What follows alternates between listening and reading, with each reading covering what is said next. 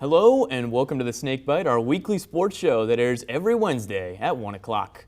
Alongside Kenzie Council, I'm Christovich, and here's what the Mocs have been up to since we last saw you. We start this week in men's golf as the team took 4th place last week at the Shark Invitational in a crowded field of 12 teams. With their performance, the Mocs as a team took down 6 out of 8 conference opponents competing at the tournament. It was freshman Noah Kumar who made the difference for Florida Southern as he took 3rd place individually, shooting 6 under en route to making the pedestal. The team was absent from competition this week but will play next week at the Copperhead Championship hosted by West Florida. On the women's side, the team competed earlier this week in Dahlonega, Georgia at the Achasta Golf Club. After day 1 of the event, the Mocs were in 8th place out of 18 teams, with multiple Mocs performing well individually. Junior Lacey Tucker is currently pacing the Mocs, ranking 12th individually after day 1. Lauren Perez and Natalie Svensson are tied for 30th, while Elizabeth Harding is in 44th. For updated results and rankings on that team, check out fscmocs.com. They'll compete next week at the St. Leo Invitational on Monday and Tuesday. Both the men's and women's cross-country teams traveled to Alabama for UAH Invitational on Saturday. In a packed field of 33 teams, the women's team placed 12th overall in a 5K. It was the younger athletes that helped push the Mocs to a solid finish, as sophomore Ellie Fluman finished first on the team in 54th place. Freshmen Marissa Courtwright and Emma Musante finished nearly at the same time, taking 63rd and 64th place. Altogether, the Mocs' top 7 finishers were either freshmen or sophomores. They'll compete again in under 2 weeks at the SSC Championship race. The men's cross-country team continued to represent the school well at the UAH Invitational, earning 8th place as a team in the competition. It was none other than Mason Jones who stole the show for Florida Southern, breaking the school record with a remarkable sub-24-minute 8K race. The seasoned veterans Josh Wagner and Mitch Kozik rounded out the trio of top performers as the men's team finished behind only one conference opponent, rival Embry-Riddle. Earlier this week, we had the chance to talk to freshman Caden Kwaitkowski, one of the young guns on this fiery Mocs team. So Caden, first, thank you for being here with us today, and obviously a really great start to your season. You take first place in your first meet of the year. How important was that for you guys to get the first win in the first meet? Yeah, thanks for having me. It was very important, just confidence builder going in. We had a lot of expectations. We had a good summer block. Just kind of seeing that training transition to a race doesn't always happen, but it's happened well so far in the season. So just huge confidence builder as we continue to push forward. So a couple of really competitive races in the last couple of weeks. You guys found yourselves nationally ranked for the first time since 2013. How important of an accomplishment is that for you guys? Yeah, it's very important. I mean, at the end of the day, it's really about our head-to-head matchup, conference and regionals and hopefully nationals. But just having that, hey, this hard work has, kind of resulted in something like a national ranking. It's been, an encouragement, something to take pride in. But in the long term, we see the regional and the national competitions. So you're a freshman now out of Fernandina Beach up in North Florida. What made Florida Southern the right choice for you? Yeah, so in my recruiting, I was really looking for 2 things. I was looking for culture, team culture, and then just a good, solid coach that can kind of push me towards my goals. And so Florida Southern had both of them. Whenever I came on my visit, the guys were super involved in the team. They were super just dedicated. And so that's really what I was looking for, is a team atmosphere that just continued to push me day in and day out, racing, in school and whatever that is. Same thing with Coach Matt. In my opinion, I think that, and the other coaches that I even talked to, he is the best, if not one of the best in the state of Florida. So that was a huge deal for me, just based off of improvement and, previous accomplishments and stuff.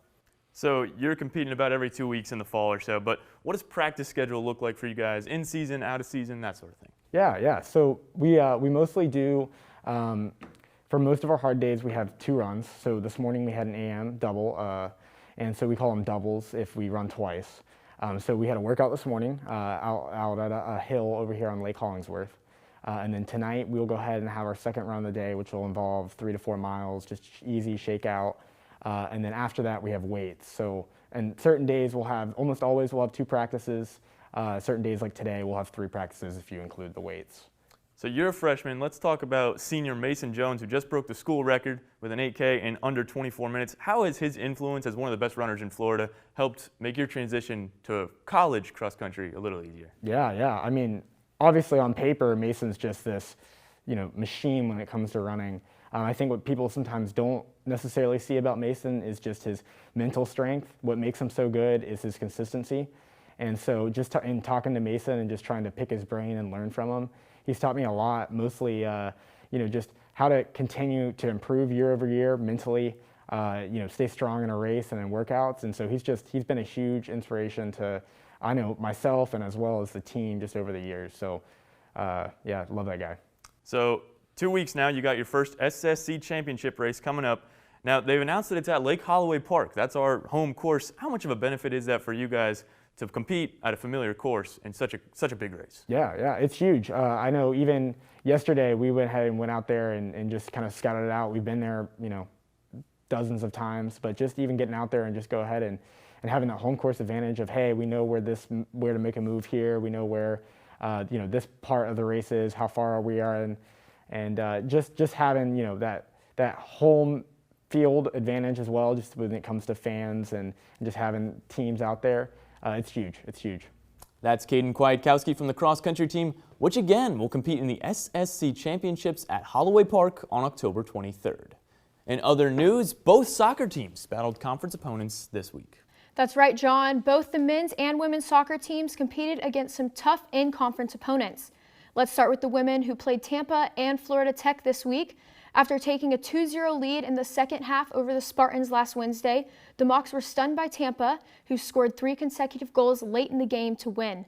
Despite the loss, Caitlin Lowry scored both the goals and upped her season total to 7 so far.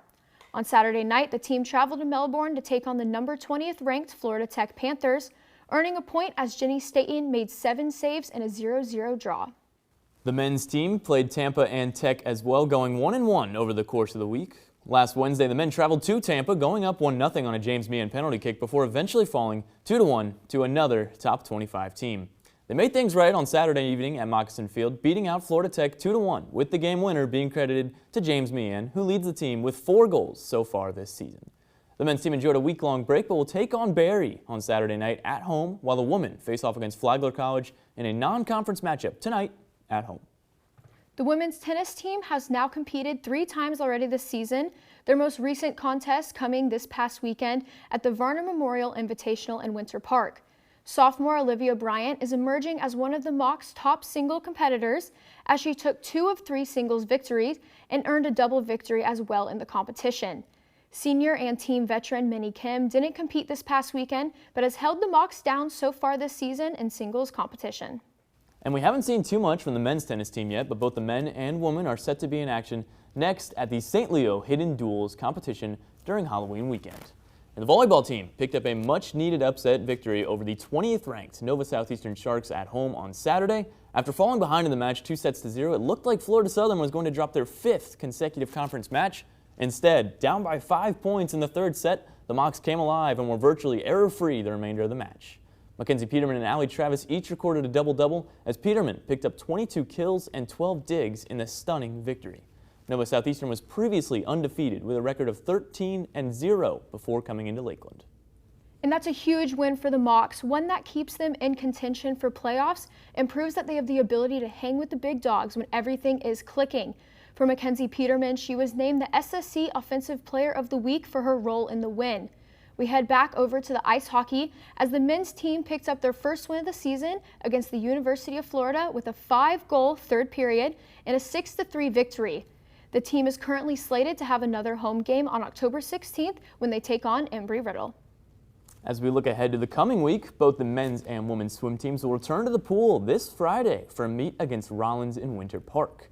We haven't seen either team compete since they traveled to Jacksonville last month in an impressive showing at the University of North Florida.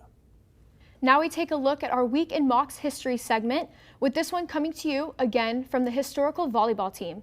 On October 10th of 2004, Courtney Vesey recorded 43 digs in a 5-set loss against the University of Tampa. Despite the loss, Vesey earned a new school record that has gone untouched. For her career, Vesey is also the all-time leader in Mocs history in digs per set with 4.97. Our play of the week has to go out to Mason Jones, crossing the finish line at the UAH Invitational in under 24 minutes to set a new career and school record in an 8K for the Mocs.